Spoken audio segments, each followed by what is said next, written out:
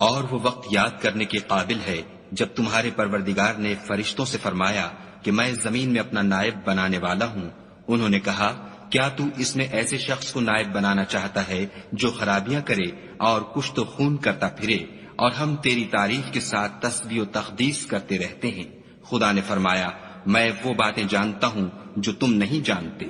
اور اس نے آدم کو سب چیزوں کے نام سکھائے، پھر ان کو فرشتوں کے سامنے کیا اور فرمایا کہ اگر سچے ہو تو مجھے ان کے نام بتاؤ۔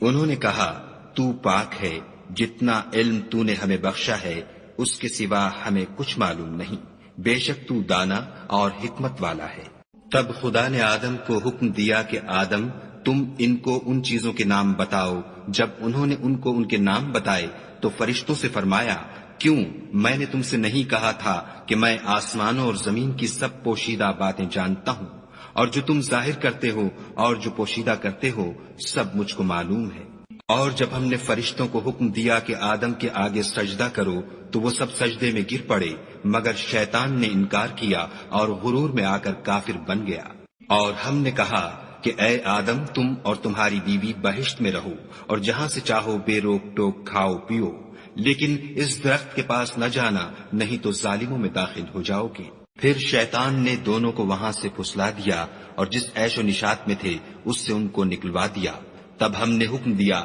کہ بہشت بری سے چلے جاؤ، تم ایک دوسرے کے دشمن ہو اور تمہارے لیے زمین میں ایک وقت تک ٹھکانہ اور معاش مقرر کر دیا گیا ہے۔ پھر آدم نے اپنے پروردگار سے کچھ کلمات سیکھے اور معافی مانگی تو اس نے ان کا قصور معاف کر دیا، بے شک وہ معاف کرنے والا اور صاحب رحم ہے۔ ہم نے فرمایا کہ تم سب یہاں سے اتر جاؤ، جب تمہارے پاس میری طرف سے ہدایت پہنچے تو اس کی پیروی کرنا کہ جنہوں نے میری ہدایت کی پیروی کی ان کو نہ کچھ خوف ہوگا اور نہ وہ غمناک ہوں گے، اور جنہوں نے اس کو قبول نہ کیا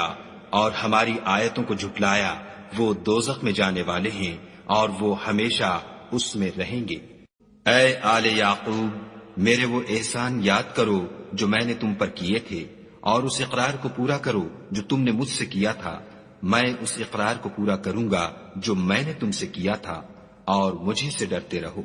اور جو کتاب میں نے اپنے رسول محمد صلی اللہ علیہ وآلہ وسلم پر نازل کی ہے، جو تمہاری کتاب تورات کو سچا کہتی ہے، اس پر ایمان لاؤ اور اس سے منکر اول نہ بنو، اور میری آیتوں میں تحریف کر کے ان کے بدلے تھوڑی سی قیمت یعنی دنیاوی منفعت نہ حاصل کرو، اور مجھے سے خوف رکھو، اور حق کو باطل کے ساتھ نہ ملاؤ اور سچی بات کو جان بوجھ کر نہ چھپاؤ، اور نماز پڑھا کرو اور زکوٰۃ دیا کرو اور خدا کے آگے جھکنے والوں کے ساتھ جھکا کرو۔ یہ کیا عقل کی بات ہے کہ تم لوگوں کو نیکی کرنے کو کہتے ہو اور اپنے تئیں فراموش کیے دیتے ہو، حالانکہ تم کتاب خدا بھی پڑھتے ہو، کیا تم سمجھتے نہیں؟ اور رنج و تکلیف میں صبر اور نماز سے مدد لیا کرو، اور بے شک نماز گراں ہے مگر ان لوگوں پر گراں نہیں جو عجز کرنے والے ہیں۔